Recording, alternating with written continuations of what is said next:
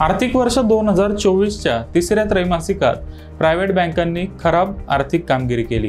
बँकांच्या कासा रेशो आणि net interest मार्जिनवर नकारात्मक परिणाम पाहायला मिळाला।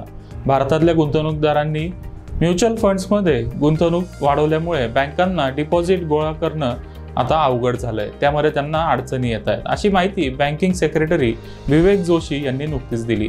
कासा म्हणजेच करंट आणि सेव्हिंग अकाउंटवर बँकांची प्रॉफिटेबिलिटी अवलंबून असते। कर्जाच्या तुलनेत डिपॉझिटमध्ये कमी वाढ झाल्यामुळे बँकांच्या आर्थिक कामगिरीवर नकारात्मक परिणाम झालाय। दुसऱ्या बाजूला रिझर्व्ह बँकेने मागच्या 2 वर्षात रेपो रेटमध्ये 2.5% वाढ केली आहे। व्याजदर वाढले तर बॉन्डच्या किमती कमी होतात आणि त्याचा थेट परिणाम बँकांच्या प्रॉफिट अँड लॉस स्टेटमेंटवर होतो। या कारणांमुळे प्रायव्हेट बँकांच्या शेअर्सनी मागच्या 2 वर्षात मार्केटला अंडर परफॉर्म केलंय। जून 2022च्या निच्चांकापासून निफ्टीमध्ये जवळपास 45% तेजी आली आहे। मात्र या दरम्यान HDFC बँकेने -10%, कोटक बँकेने 0%, ICICI बँकेने 10%, तर ॲक्सिस बँकेने 15% रिटर्न दिला आहे। याचा अर्थ या चारही मोठ्या प्रायव्हेट बँकांनी निफ्टीला खूप मोठ्या प्रमाणावर अंडर परफॉर्म केलंय। पण असं म्हणतात की शेअर मार्केटमध्ये नेहमी मंदीमध्येच संधी असते। प्रायव्हेट सेक्टर बँकांच्या शेअर्समध्ये आपण आता गुंतवणूक करावी का आणि पुढच्या 10 वर्षात आपल्याला यातून किती रिटर्न मिळू शकतो ते आता जाणून घेऊया।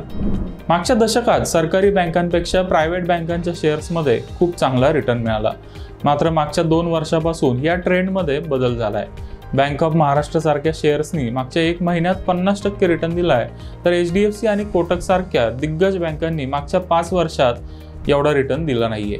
प्रायव्हेट आणि सरकारी बँकांच्या व्हॅल्युएशनमध्ये खूप मोठी दरी निर्माण झाली होती, जी मागच्या 2 वर्षात भरून निघाली आहे। आता पुढच्या 5 वर्षात प्रायव्हेट बँकांचे शेअर्स अंडर परफॉर्म करणार नाहीत असं आमचं मत आहे।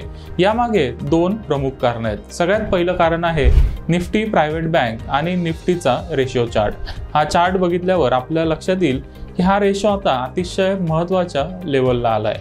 हा अंडर परफॉर्मन्स कधी संपेल ते सांगता येत नाही, मात्र अंडर परफॉर्मन्सची शक्यता आता खूप कमी आहे। प्रायव्हेट बँकांच्या शेअर्समध्ये लवकरच आउट परफॉर्मन्स चालू होण्याची शक्यता आहे आणि असं झाल्यास या शेअर्समध्ये निफ्टीपेक्षा दुप्पट रिटर्न मिळू शकतो। निफ्टीमध्ये 12% रिटर्न मिळाला तर प्रायव्हेट बँकांच्या शेअर्समध्ये आपल्याला 20 ते 25% CAGR रिटर्न मिळू शकतो।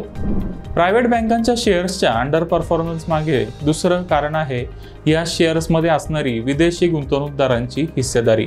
HDFC बँकेमध्ये FISचा 52% स्टेक आहे, कोटक बँकेमध्ये हा आकडा आहे 40%, तर विदेशी गुंतवणूकदारांचा ICICI बँकेमध्ये 43% आणि ॲक्सिस बँकेत 54% मालकी हक्क आहे।